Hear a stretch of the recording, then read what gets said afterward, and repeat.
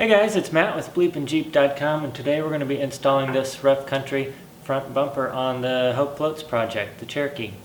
Don't forget to subscribe to the YouTube channel right here, the BleepinJeep channel. Also check out Rough Country's YouTube channel at Rough Country TV. Let's get started. Okay, here's all the parts for the winch bumper. There's a lot of nuts and bolts. I think that's going to be the hardest part, is figuring out where these go. Otherwise it should be a pretty simple install. I've already taken off the stock bumper. So I'm not going to go over that, but if you need to know how to do that, I'll leave a link in the description below, because I've already made a video on that. The first thing we're going to do is start with these plates. Okay, we're going to start over here on the driver's side. You'll notice that I've already cut the fender there. If you have a 96 or earlier, you're going to need to cut that for the bumper. I'm not going to go over that again. I've already made a video on that. Check the description if you'd like to see it. So the next thing we're going to do is you'll notice that this bracket goes right here, but we need to take out these two bolts first, and these are your steering box bolts. So make sure your tire's on the ground. We're just going to take out these bottom two. Don't take out that top one because you don't need to, and it's also going to hold your steering box in there while you have these bolts out.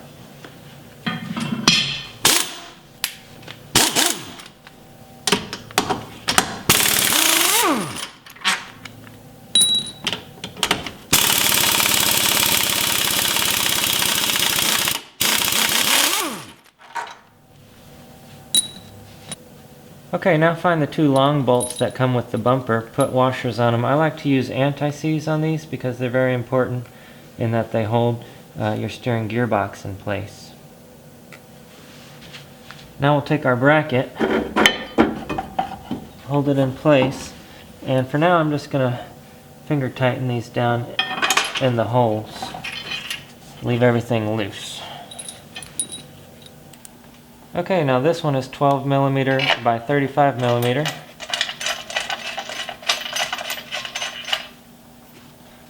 And then 7/16 by 1 1/4.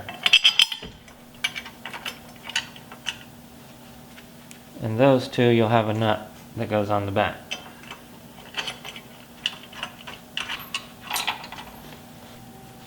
Okay, now we're going to do the passenger side, and the passenger side is pretty much exactly the same as the driver's side was until you get to this rear hole back here, and there's something in the way inside there. So what we're going to do is take a 15-30 seconds drill bit and just clearance that out all the way through.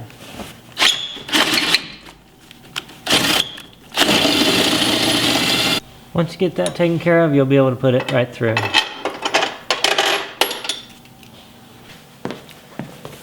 Okay, now I'm just going to hand tighten this one right here, but I'm going to leave everything else loose. Now that adjustability right there will let us get the bumper in the exact spot once we get it mounted.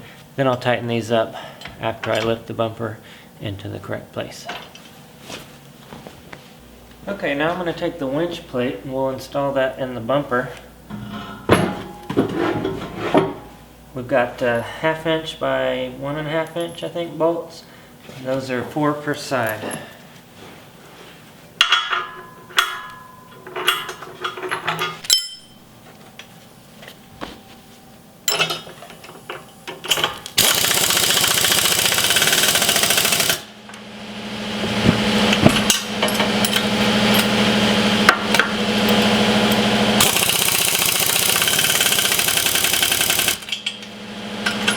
Alright guys, so included with this bumper are some holes for some optional accessories like a stinger and D-rings, shackles, that kind of thing. If you don't have those though, what you can do is take these bolts that are provided with the bumper and cover those up. So I'm going to do that now while everything is still easily accessible. Oops, redo. I'm going to use those instead because I need these to install the bumper.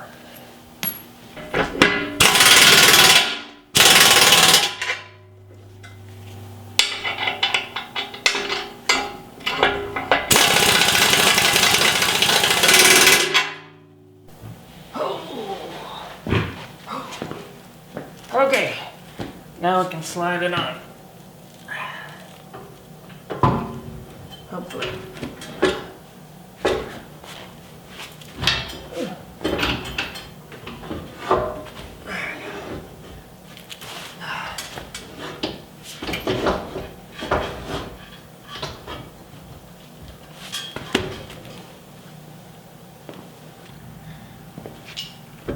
Alright, you should be able to just push it all the way back, and then it's 7 bolts per side. We're using the grade 8 1/2-inch bolts, and these just hold the bumper to that plate.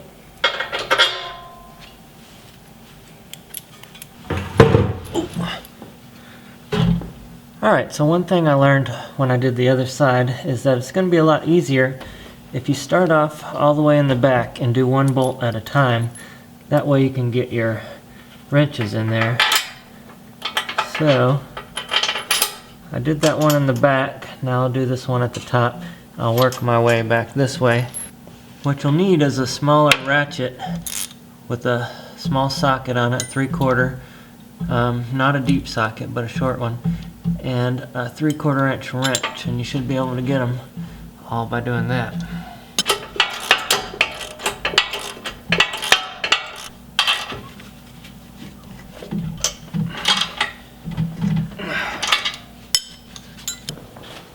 Alright guys, once we've got those tight, there's not a whole lot of play in here, but I do want to take a jack and jack that up and take the slack out of it just to get it as close as possible to the Jeep there.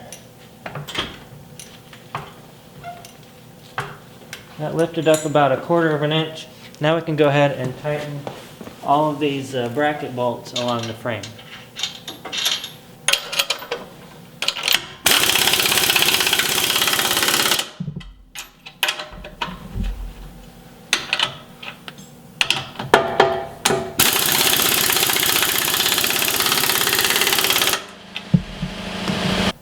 Okay guys, well we've got 2 bolts left, and that is to accommodate your fair lead for your winch, because this is pretty thick right here. Some of your winch fair lead bolts aren't going to be long enough, so Rough Country provides these, which are a little bit longer. The problem is those holes don't quite line up, so I'm going to use that same drill bit that we used earlier to clearance that out a little bit. I'm not sure if that's my fault or what, but that back one is just a little bit higher.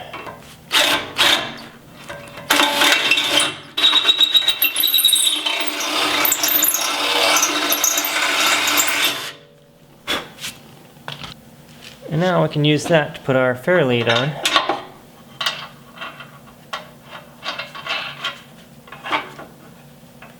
Only problem is I'm not sure how I'm going to hold that bolt while I tighten the backside.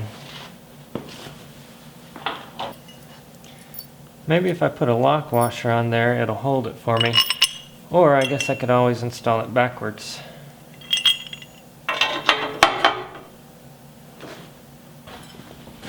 I think that lock washer did the trick. It seems to be sucking in now.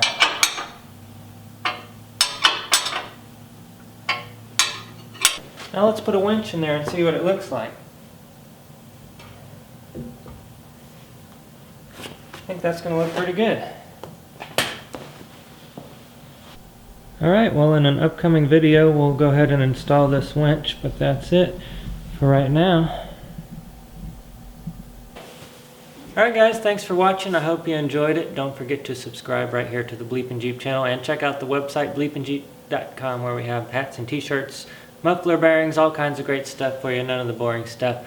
Also, check out Rough Country's YouTube channel at Rough Country TV, and check out their bumpers and stuff at roughcountry.com. Now Rough Country is giving away a free $50 gift certificate, a shirt, and some stickers, so if you want to enter for that, just leave a comment below that you have subscribed to their YouTube channel and you'll be automatically entered. They're going to be giving one away each week.